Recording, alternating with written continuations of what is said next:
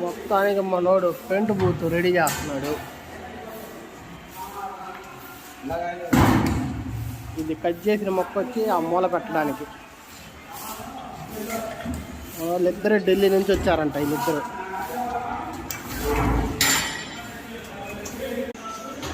మనోడు అట్లా బేపిస్తున్నాడు చూడండి.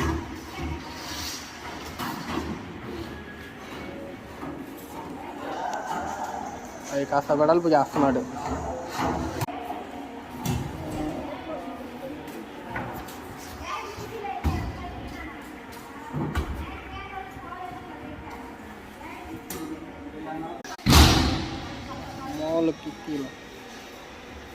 अभी थोड़ा जाना मामा.